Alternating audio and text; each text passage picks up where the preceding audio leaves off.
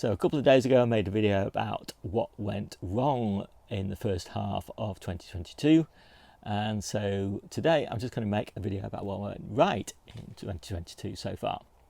And I've got to say, it's been another record-breaking year. I think I harvested something like an extra 20% of veg this year compared to last year from the same amount of space, although we did include a little bit of extra vertical growing space, but the actual square footage horizontally is the same.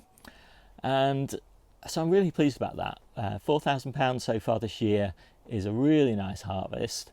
And you know, we track our harvest in a super simple way. We just count the number of harvest boxes that we fill each week, and we have an average value for those harvest boxes. And so it's not particularly accurate, but it's a great way of comparing it from year to year. And since I'm not doing this specifically for the money, I'm doing it really for the challenge and just to learn some lessons and to be able to share with you guys how much you can harvest from a square metre, for example, which last year was about £35 per square metre. In previous years, it's been as much as £40 per square metre, but then we were only growing really the higher value crops. Now we're growing loads and loads of staples, so I've had to learn how to grow staples cost effectively, and so that's been a great learning experience for me. Mostly it's all about interplanting and successional planting and relay planting and all of that sort of thing. So more importantly really than just the harvest value is that we've managed to keep a fairly stable harvest volume. We've had a few weeks where we've had gluts, but we've not really had any shortage weeks at all. And it's just been a really nice steady harvest every week of the year, and hopefully that will continue for the rest of the year.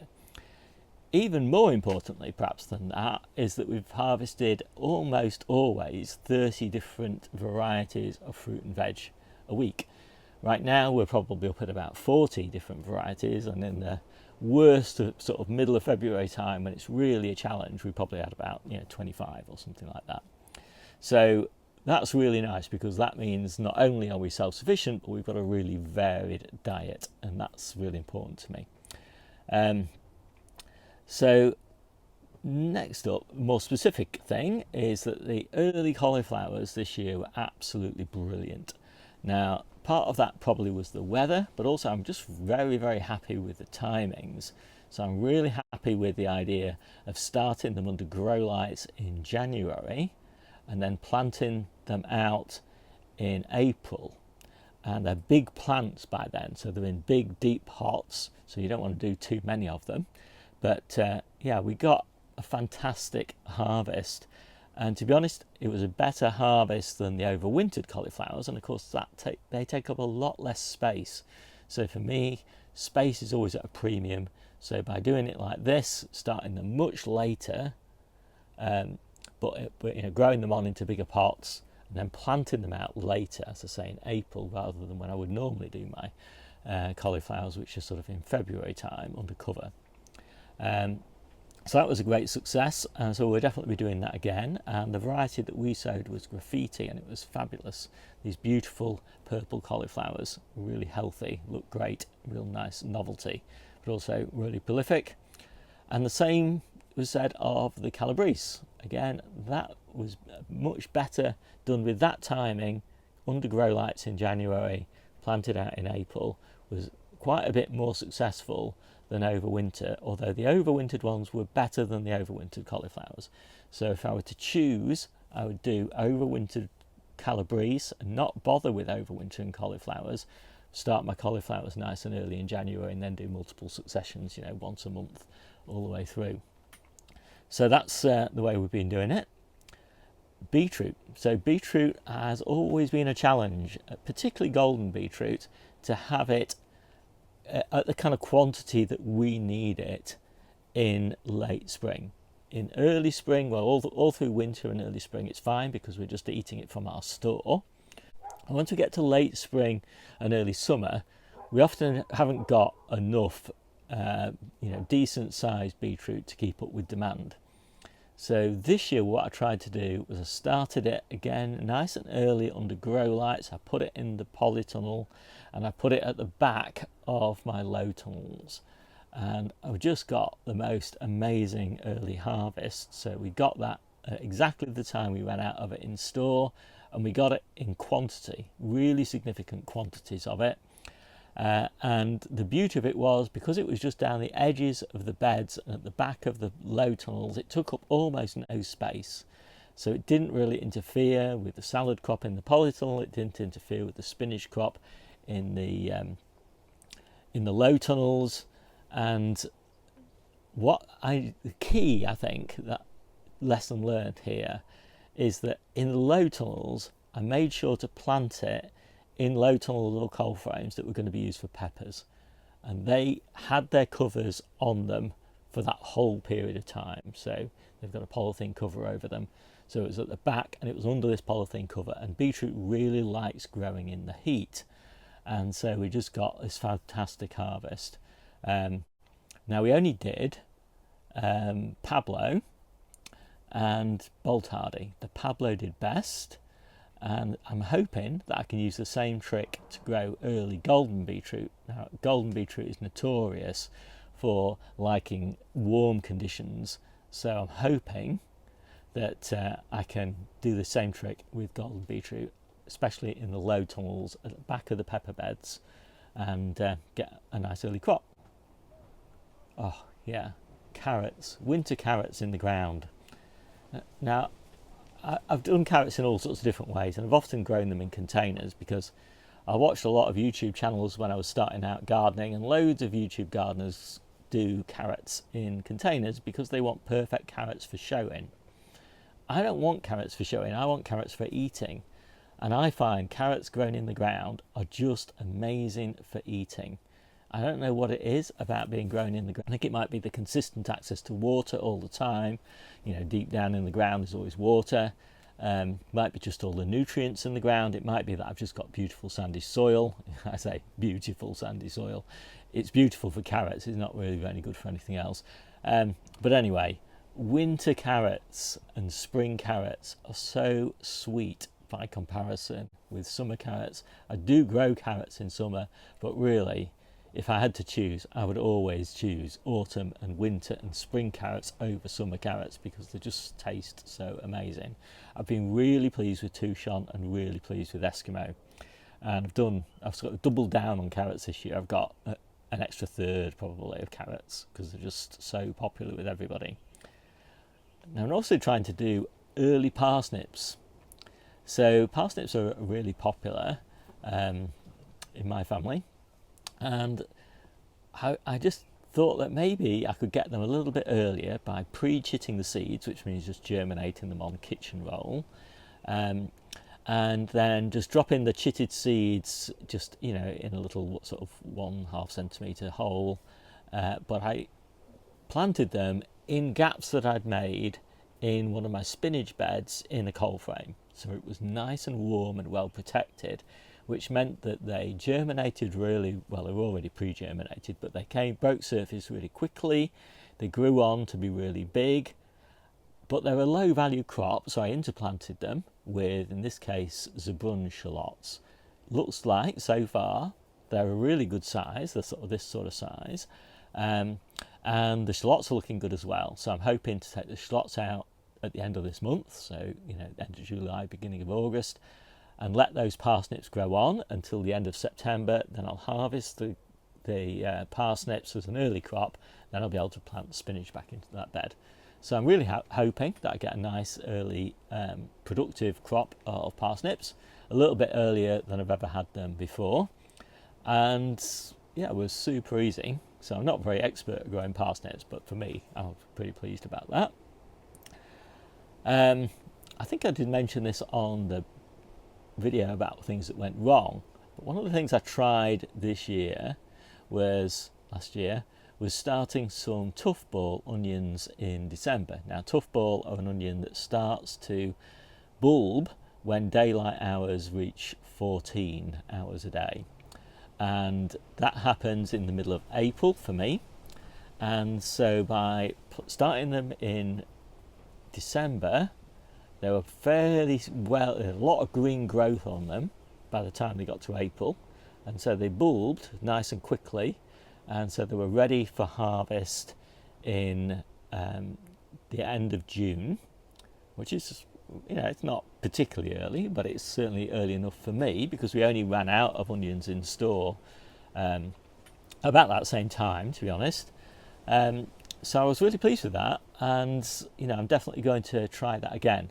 It means I get onions about a month earlier than my main crops. Now you could just do your main crops with a really nice wide spacing, and they'll probably grow to the same size. But I got a huge crop from about 2 or 3 square feet.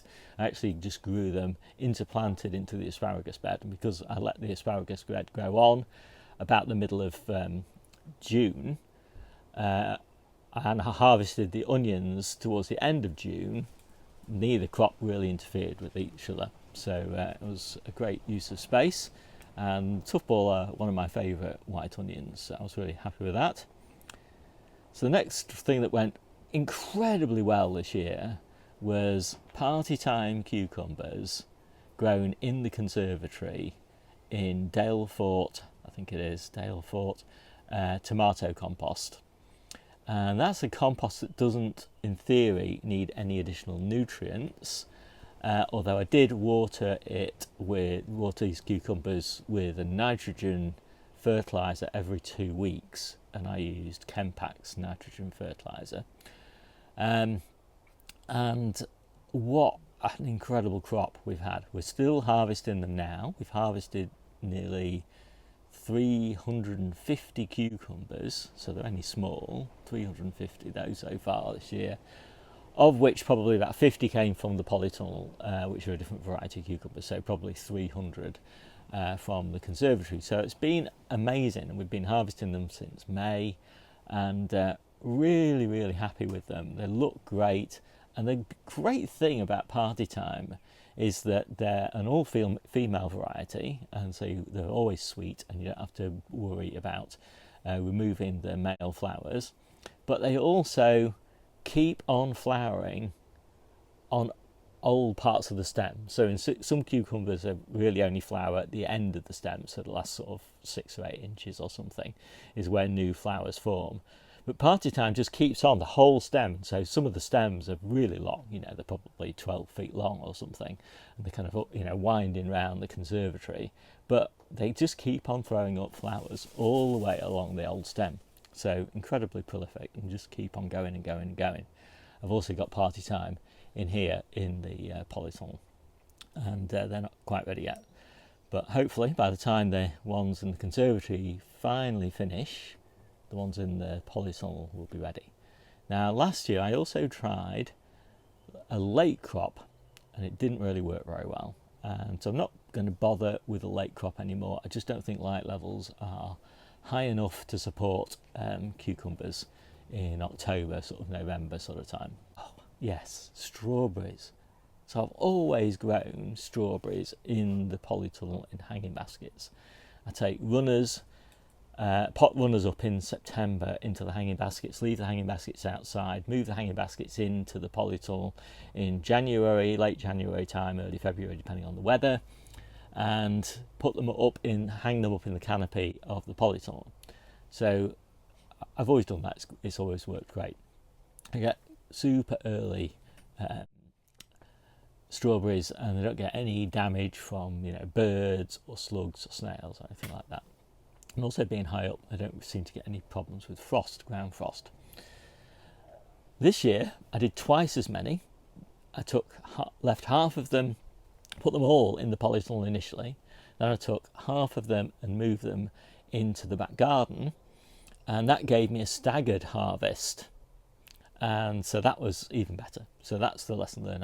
I'm going to definitely do that again next year, because strawberries are notorious for giving you a short harvest window, but by taking half the crop out, so basically once they started to flower, I left half of them in here and moved half of them into the back garden, so that worked great. And another thing that I tried this year for the first time was a spring crop of Asian greens. So I've always had an autumn crop of Asian greens, and this year I'll have a late summer crop of Asian greens, but I thought, well, I'll give it a go in spring. Now, I knew they would go to seed at some point, but actually it was great. The tatsoi, the red pak choi, and the joy choi, those three varieties, I tried lots of others which weren't so great, but those three varieties were really fantastic, and they gave me a harvest all the way through April and into May, and they were just finishing just at the time when I needed to pull them out anyway to replant with peppers and tomatoes. So really, really happy with that. What a great bonus harvest for not a real amount of effort, and at a time when I really didn't need the space in the polytunnel for anything else, because there's not really that much you can grow. You can plant out in April and get a harvest through April and into the sort of middle of May.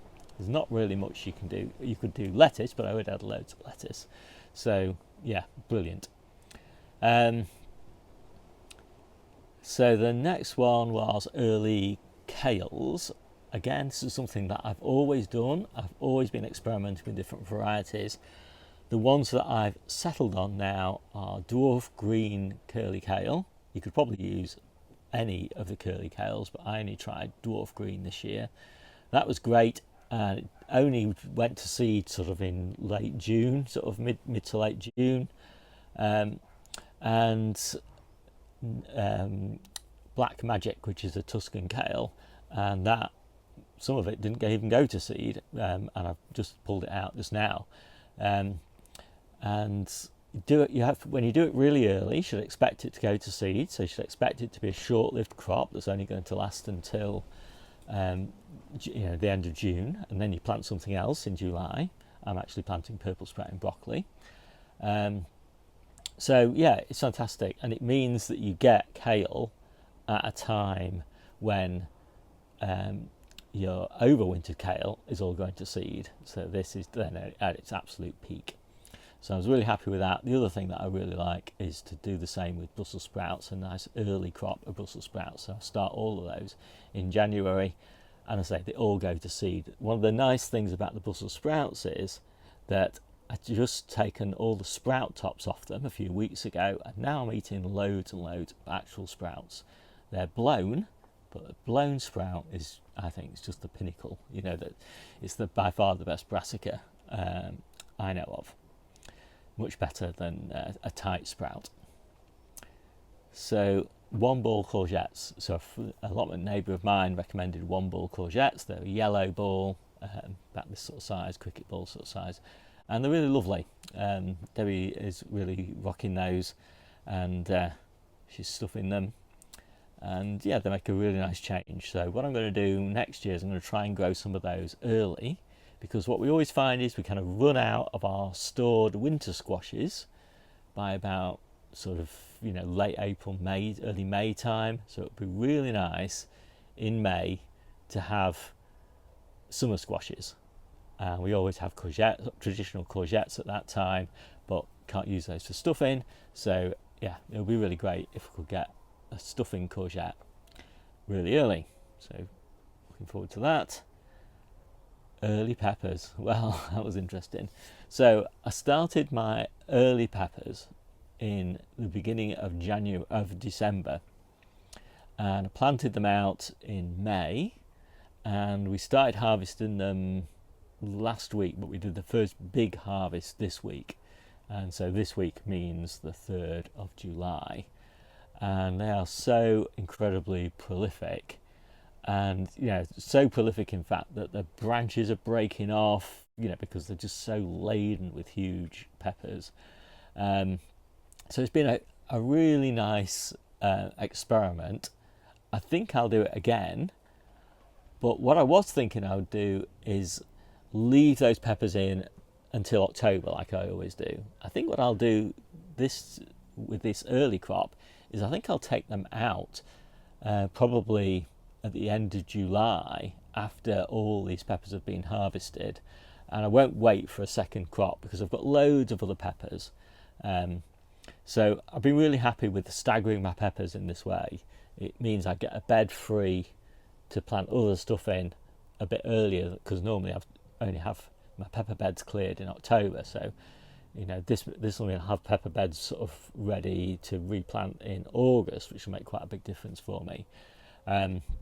So yeah, it's been great. I think it's worthwhile for me, again, growing under lights, but only a small number, so only 12 plants, which doesn't take up a huge amount of space. But because I got those 12 plants really, really early, and I got the harvest really early, the kind of pressure is off for getting the rest of the plants early. So I actually did those much later, which I think space-wise makes sense for me. And the later sown ones are looking really healthy, and so very happy with it all, with the peppers. So my pepper timings have been spot on this year, but the weather has been exceptionally good for peppers this year as well.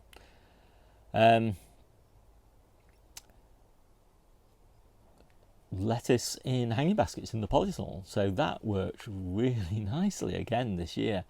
So I always have loads of lettuce in the polytunnel, but what I found last year was that the lettuce in the hanging baskets just did exceptionally well, and there was obviously no slug issues with it. The light levels are really good up high in the polytunnel.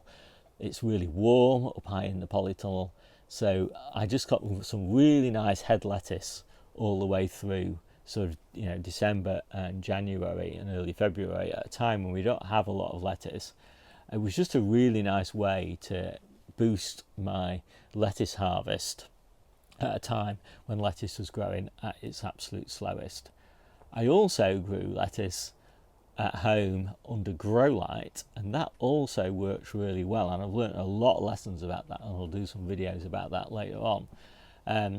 But those two techniques, hanging baskets in the polytunnel and grow light, growing for the whole life under grow lights, have worked so well that I won't need anywhere near as much lettuce in the polytunnel this year as I had in previous years, which means I can grow all sorts of other stuff in the polytunnel, so it's all quite exciting. I also did radish all year round, all through winter as well, under grow lights, and that worked quite nicely. Early peas in low tunnels worked really great, so I found that I got a really good harvest. And the nice thing about early peas, and by early I mean sort of, you know, the beginning of May sort of time, is that the harvest period is really long. We only just took them out last week, so we've been harvesting them all that way through sort of May and June, a really long harvest period. And so we were growing sugar snaps, so we could eat them all the way through, from being, you know, just like mange 2, all the way through to leaving them to bulk up and then shelling them. It's been, yeah, a really great way of doing it, and because they're at the back of a low tunnel, a bit like the beetroot at the back of a low tunnel, they don't take up any space. They only took about 6 inches of space up in the low tunnel, so I had a whole crop of salads in front of them. Didn't get in the way of the salads because the peas are on the north side of the low tunnel. And storing potatoes in containers, that worked really great. I was so happy with that for all sorts of reasons. The quality of them was great, but it also made it really easy for me to figure out how many I could harvest each week. And yeah, so it was super simple to kind of budget my potato harvest over the year. And so the quality was really great as well. I also grew some really nice big sort of baking potatoes this year, which I harvested at the end of June from one of my deep coal frames, and again that worked really nicely. So I've been refining that technique over the last few years, and you know, traditionally it's been quite difficult for me to get baking potatoes all year round, and now I've got a few techniques that I use to achieve that, and so I'm very happy about that. I've also managed to store, I've sort of refined the way that I do my cleanup of my onions. So we only really do main crop red onions. I've got a video about how I do the cleanup of those, but they're stored exceptionally well in my shed.